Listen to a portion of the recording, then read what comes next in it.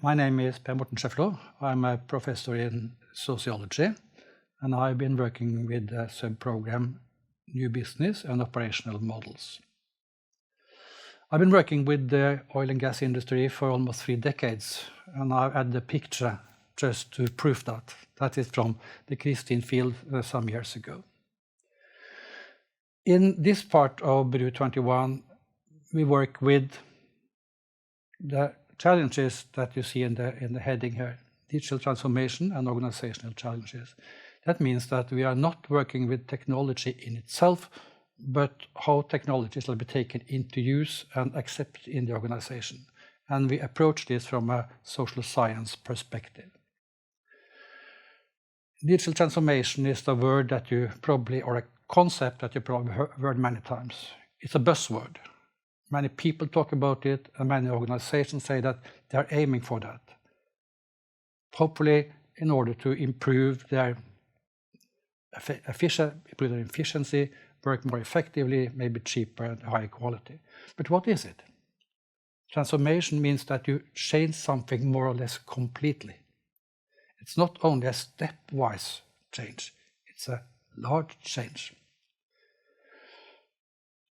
So let's try a definition. I found this a few weeks ago, and we can try to look at that.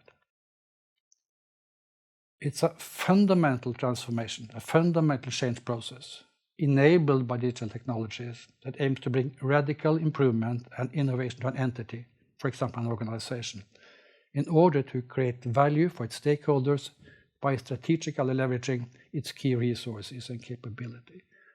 So it's a change process enabled by digital technologies. Transformations are difficult, and digital transformations even more difficult. McKinsey & Company put it like this: transformations are hard, and digital ones are even harder. And they estimate that of the ordinary organizational effort of transformation, less than 30% succeed.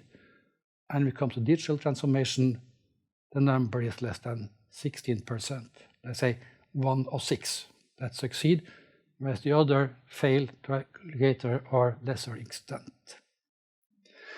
We've been working with this for a few years, and I'll give a few preliminary results from 2 of the PhDs that I are supervising. The first one is a project that we do in connection or in cooperation with Technip FMC, and it concerns the organizational and technological preconditions for effective collaboration in the value chain, both internal within the company and stretching out to their customers. And one simple finding stands out. Technology is necessary, but it's not sufficient. You must, of course, have up-to-date technology, which must be reliable and people know how to use it and all these kinds of trivialities. But there are several important organizational challenges. Some of these are a fragmented organization, different kinds of responsibilities, organizational silos which are hard to break through, and not least the level of trust between the participants. Can we trust each other? Can we trust colleagues or customers or suppliers' competence? Or can we trust their interests? If we don't have enough trust, it's very difficult to obtain productive collaboration. The other finding is that having the technology is not enough, having formalities and contract is not enough, must also develop the informal qualities of the organization. Especially we find that effective informal knowledge networks makes it possible for people to coordinate, to share knowledge, to develop knowledge together, both within the organization, but also externally, stretching out to vendors and customers and partners. And these kind of qualities can never be decided upon. They can only be developed.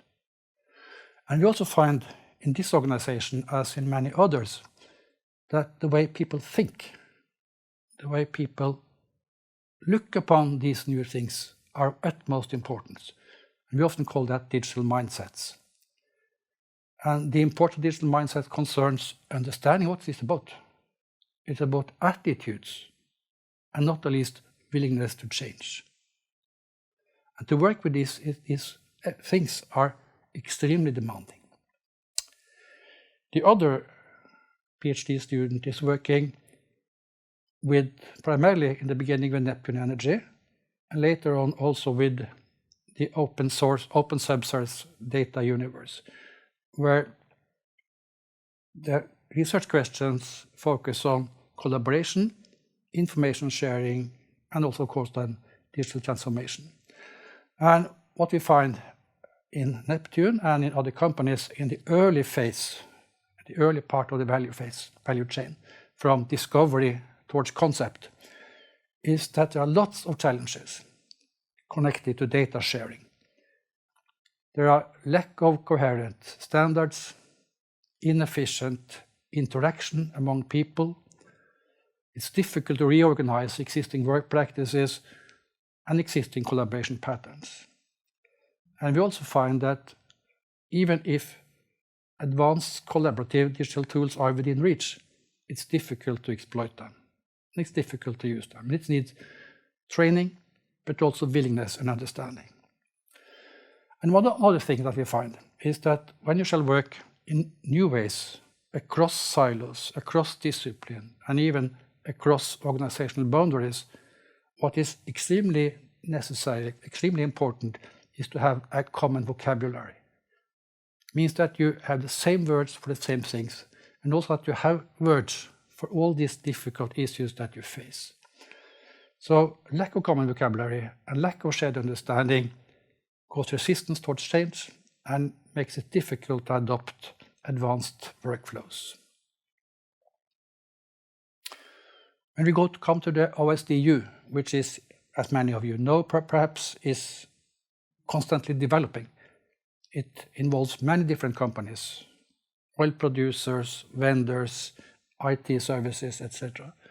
We find that this kind of open data universe involves very complex decision processes. And these are dependent on efficient interaction among all involved partners. It's dependent on competent and brave leaders, and of course, also dependent on external networks and trust. If you don't have these networks and trust, it's very difficult to get this kind of system to work. To sum up, to work with digital transformation implies complex challenges. And where to develop or to buy the technology is the simplest part. But if you as a manager, people as manager or other people in the organization are working with this, they run into a lot of challenges connected to rules and procedures, managing culture, formal structure, communication, cooperation, trust, etc., and even more.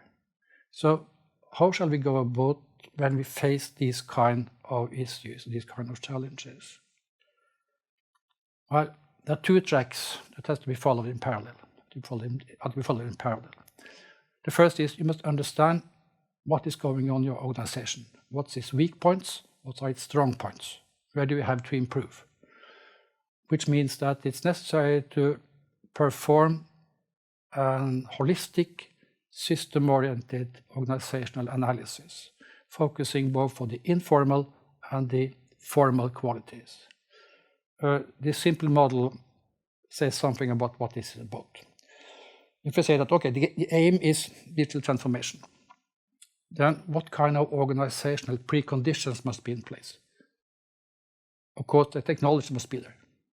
The formal structure must be adequate and not make it difficult. But then comes the difficult things. Culture, the way people think, norms they adapt to, the values they hold, interaction, communication, cooperation, leadership, managing. All this has to do with how people interact and work together. And not least, relations, for example, concerning trust and networks and social capital, and all these, we call it lubricants, that are necessary in order to perform difficult and demanding tasks. There are no fixed answers in beforehand. The other track is to develop the digital mindsets. So what is a digital mindset? A digital mindset is a set of attitudes and behaviors that enable people and organizations to see how data, algorithms, and AI open up new possibilities, and to chart a path for success in a business landscape increasingly dominated by data-intensive and intelligent technologies. And these two tracks must be followed in parallel, and organizations must work on both of them, both to develop their organizations and the qualities in their organization, and to develop the people within the organization in order to obtain the digital transformation that you are aiming for.